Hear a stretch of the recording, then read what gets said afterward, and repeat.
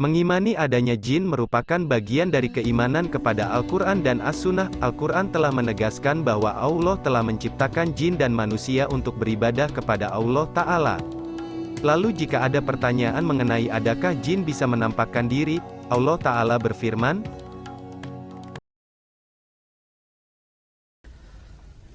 أعوذ بالله من الشيطان الرجيم بسم الله الرحمن الرحيم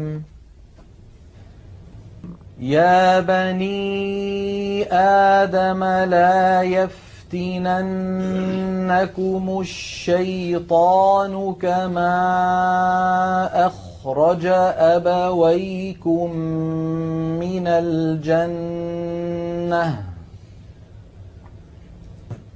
كما أخرج أبويكم من الجنة ينزع عنهما لباسهما ليريهما سوآتهما إنه يراكم هو وقبيله من حيث لا ترونهم إنا جعلنا الشياطين أولياء للذين لا يؤمنون. Artinya, hai anak Adam, janganlah sekali-kali kamu dapat ditipu oleh setan sebagaimana ia telah mengeluarkan kedua ibu bapamu dari surga, ia menanggalkan dari keduanya pakaiannya untuk memperlihatkan kepada keduanya auratnya. Sesungguhnya ia dan pengikut-pengikutnya melihat kamu dan suatu tempat yang kamu tidak bisa melihat mereka, sesungguhnya kami telah menjadikan setan-setan itu pemimpin-pemimpin bagi orang-orang yang tidak beriman. Quran Surah Al-A'raf, 27. Dengan begitu, maka tidak pantaslah bagi seorang yang soleh takut terhadap jin dan penampakan setan, karena Allah telah melebihkan manusia daripada jin. Berikut beberapa kisah sahih dari Nabi, Rasulullah Shallallahu Alaihi Wasallam, sahabat dan orang soleh saat melihat penampakan jin. 1. Nabi Ibrahim alaihi salam, dari Ibnu Abbas, beliau bercerita ketika Ibrahim berhaji, tiba-tiba iblis menampakkan diri di hadapan beliau di Jumrah Aqobah.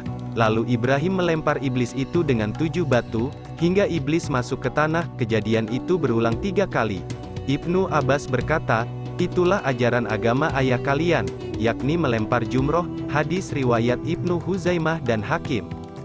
2. Nabi Muhammad Shallallahu Alaihi Wasallam di suatu malam Rasulullah salat, lalu jin ifrit menampakkan diri, lalu beliau berdoa, aku berlindung kepada Allah, setelah itu beliau mencekiknya. Hadis riwayat Bukhari dan Muslim. 3. Umar bin Khattab, seorang pria keluar kemudian bertemu dengan jin.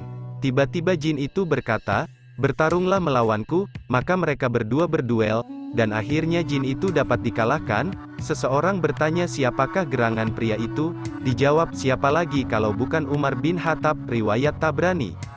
4. Khalid bin Walid radhiyallahu anhu ditugaskan Nabi untuk menghancurkan berhala Uzza, lalu beliau pergi ke sebuah kampung dan menemukan bahwa Uzza adalah setan perempuan telanjang berambut acak-acakan. Khalid lalu menikamnya dengan pedang. Hadis riwayat Abu Dawud. 5. Ammar bin Yasir radhiyallahu anhu mengambil air di sumur, lalu setan menampakkan diri. Beliau bergulat dengan setan itu dan menghantam hidungnya dengan batu. Riwayat Baihaqi. 6. Ibnu Zubair radhiyallahu anhu meriwayatkan bahwa ia melihat sesosok jin laki-laki tapi tingginya hanya sejengkal, sekitar 30 cm. Lalu Ibnu Zubair bertanya, makhluk apa kamu? Lalu makhluk itu menjawab, saya Izib. Ibnu Zubair bertanya lagi, apa itu Izib? Makhluk itu menjawab, Izib ya Izib. Lalu makhluk itu digebuk Ibnu Zubair dengan tongkat sampai makhluk itu lari terbirit-birit. Al-Shibli dalam Ahkam Al-Yan. 7. Imam Mujahid, sesosok jin pernah muncul mengganggu di depan Imam Mujahid, lalu beliau mengejarnya sampai jin itu jatuh. Beliau berkata, kalau kamu takut, mereka akan menguasaimu. Untuk itu bersikap keraslah. Riwayat Ibnu Abi Dunya. Selain berwujud manusia, jin juga dapat tampil dalam wujud binatang. Imam Bukhari menyebutkan dari sekian riwayat menyangkut perubahan bentuk jin, antara lain dalam bentuk ular. Sementara itu, Ibnu Taimiyah menulis dalam kumpulan fatwa-fatwanya bahwa jin dapat mengambil bentuk manusia atau binatang, seperti ular, kalajengking, sapi, kambing, dan kuda.